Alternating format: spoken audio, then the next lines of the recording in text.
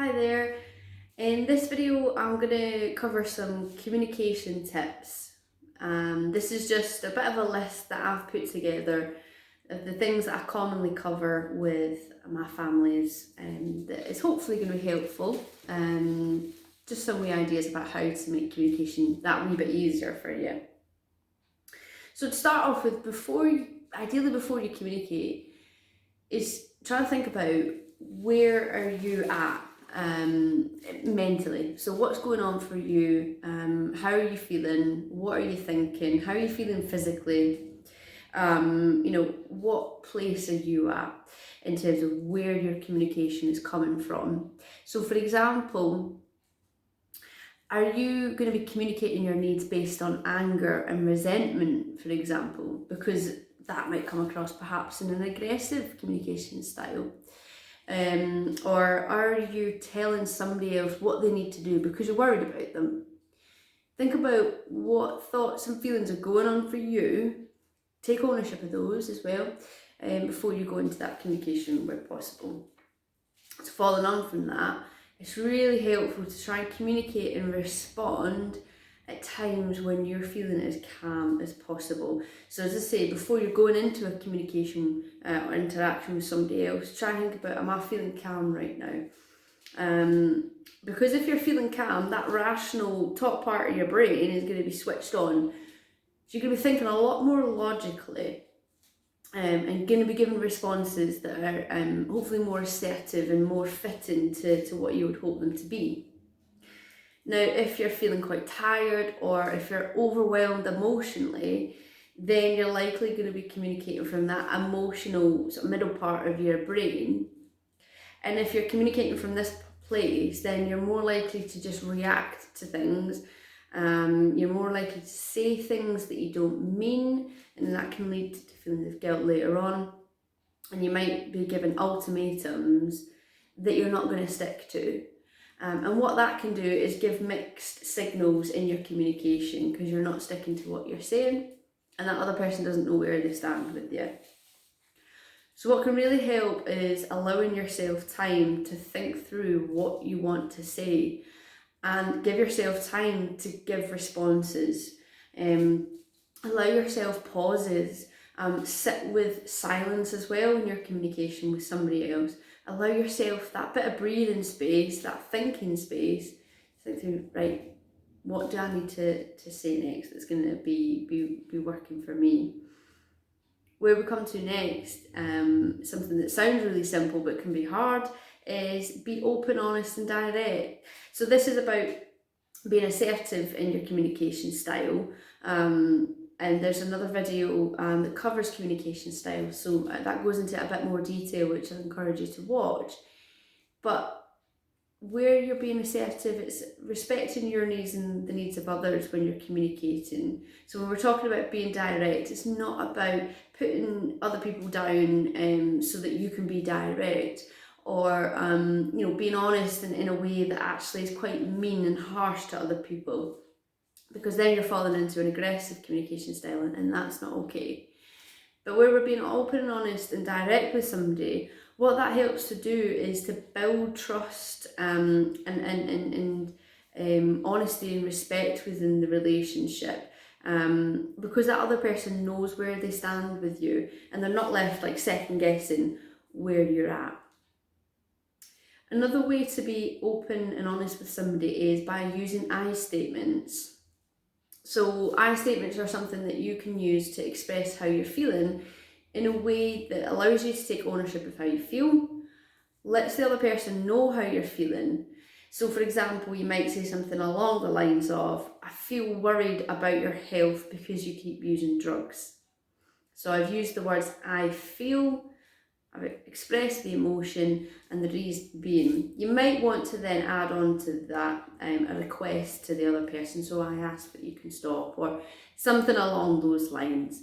It's not going to be as straightforward as asking somebody to stop using drugs, but you never know. So using those actually helps that other person to know how you're feeling, because that person might not have a clue. Don't presume somebody knows how you feel. And it also it helps you to be more assertive because you're letting that emotion out rather than just pretending everything is okay, or blaming the other person. The next thing, again, really simple, but really, really important. Listen to what the other person is saying. Really listen to what they're saying, and not just listening to wait your turn so that you can have your turn to speak. Really listen to what they're saying to try and understand what they're saying and where they're coming from. Because again, listening is a two-way street. If you want that other person to listen to you, you've got to listen to them also. So listen to what they're saying to try and understand what they're saying, as opposed to listening to try and fix their problem, okay? Next thing, which is really important, is if you ask a question, you might not like the answer, okay? And that's fine. And you don't have to agree with what the other person is saying, but don't react to their answer, okay? If you ask a question and you want an open and honest answer, don't then give a negative reaction, because what's likely to happen is the communication from the other person is going to shut down. They're not going to want to share with you what they're honestly feeling. If you're asking them a question, they're being open, honest and direct with you, thank them for that. I know it was difficult for you to tell me that, but I'm grateful that you did. I don't agree with what you're saying. I don't like what's happening, but thank you for being upfront with me, and I appreciate your honesty. Again, it just builds that trust and respect within the relationship. So avoid any negative reactions where possible, jumping on with the criticism and judgments. That's not going to help somebody to maintain open and honest communication. So the next thing about that is talking about the person's behaviour, not the person themselves. So avoiding really critical language that you might be saying to them, and I'll come on to that a bit more shortly. Practice your communication. It's not about getting it perfect. There's going to be days where you do say things, you think, oh God, I probably shouldn't have said that, or you think, actually that went really well. Keep working on it. Take ownership of how you feel. How the other person reacts, that's up to them. You can't control that, and you don't need to control it either. So just take ownership of what you've said, and as long as you feel comfortable and happy, you say, yeah, I did the best that I could there, then you're on the right lines. Take ownership of the part that you play within the interaction. We can easily fall into the blame game if there's any issues that are arising, and say, well, if you hadn't done this wouldn't have happened. It doesn't get you anywhere. Put that to one side. Let's try and look at this as a problem that we can solve. Where can we go from here? Because if we're playing that blame game, again, the communication is likely to break down. What we might need to do, which sometimes can be hard, but actually a really brave and assertive thing, is when we're taking ownership, if communication doesn't go well, we can apologise for it and we can make our corrections. We're not going to get it perfect all the time. So we need to own up to that and apologise if it doesn't work out so well, and think about what we're going to do differently next time. That apology might need to be done at a time when you both feel calm, you feel calm. Communication things can sometimes get a bit heated, a bit tense. We might need to walk away. We might need to allow ourselves that time just to calm down, bring that emotion back down so that we can switch on this rational, logical thinking part of our brain. And then lastly, recognise when communication is going well. As I say, it's a practice. It's a bit of a dance with each other. You're both playing in this interaction. So notice when it's working, and build on that. What things do work well.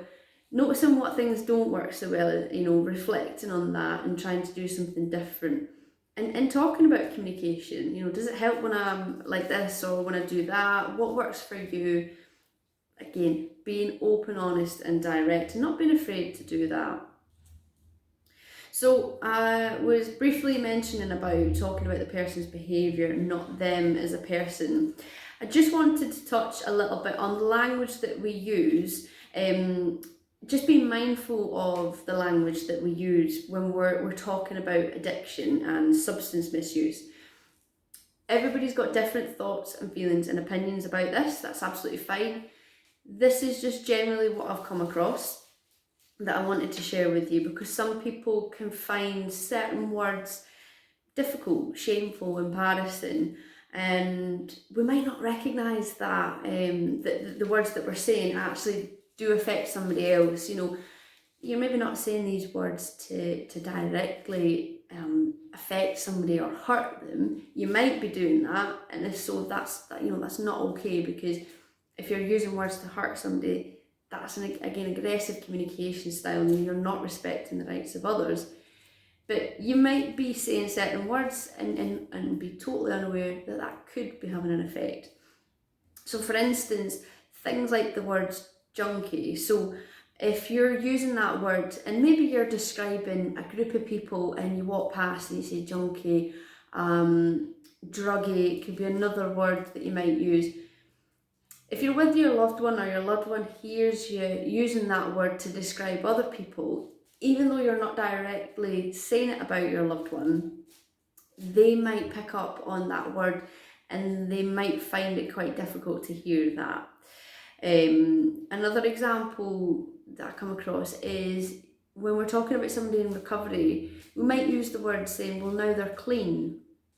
What that can do is it maybe gives the connotation that they were perhaps dirty before they were in recovery, which isn't true. So what we could do instead is using words like they're sober, or they're in recovery, they're maintaining their treatment, those sort of things. But it's finding out what words your loved one likes and dislikes, what phrases they prefer. There'll be some words and phrases that you'll hear and you'll probably think, oh, I don't like that, and that's probably going to be the same for your loved one as well. The other one is addict. Not everybody describes themselves as an addict if they have an addiction, and that's okay. Just because somebody doesn't want to use that word doesn't mean they're right or wrong, and if they do want to use it, then that's fine. So it's asking your loved one what words and phrases do they like and do they not like. And as I say, it's not about getting it perfect or getting it spot on all the time. There might be times you think, oh God, I've said that and perhaps I shouldn't have. Again, it's owning up to that. It's not about having to be perfect, but just recognising how our words might affect other people and those around us. So what I just want to have a wee summarise with is some communication roadblocks. So things that you might get stuck on. So just kind of quickly run through some of these and I'll cover what we've already touched on so far. So things that can be sticking points within communication and causes some roadblocks are assuming people know what we're talking about. They don't always know, and you've got to be patient. Like I said, it's about that other person being able to hear what you're saying. So make sure they understand what you're saying by asking them, what do you think it is I've just said to you? I just want to check you understand what is it that you think I've just talked to you about here. So they're not going to get the wrong end of the stick. You're being really, really clear so that you're able to get your point across. Next thing is we can assume people know how we're feeling. People aren't telepathic, they're not psychic. I mean, there could be psychics out there, I'm not saying there's not, but folk can't just pick up automatically how you're feeling. There can be signs, don't get me wrong, but don't assume others know how you're feeling. Express how you're feeling. Don't just give that, yeah, I'm fine response, when actually you're simmering underneath. Express what emotion you're going through at that time where it's safe and you're able to do so. Use your I statements.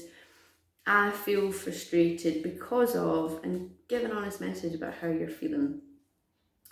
The next stumbling block, as I've already touched on, is we don't always listen very well. It is hard work, our mind can wander and we're thinking, right, I want to say this, I need to say this next, yes, but I want to get my point across. Really concentrate on what the other person is saying. Put to one side your own thoughts and ideas where possible. Just try and practice it. If you're having a conversation with a work colleague or with a friend, just a general conversation. It doesn't have to be anything too in depth. Sorry. Really try and concentrate on what they're saying. Another thing I've touched on, so we can overreact to what other people say. So we might not always agree.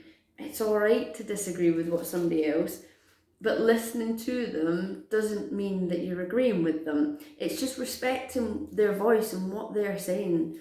So stay calm and try and listen and respond to what they're saying by using I statements to express their views. So I hear what you've said and I thank you for sharing that with me. I feel worried that this is where you're at and what you're doing, but I hope we can keep talking about this.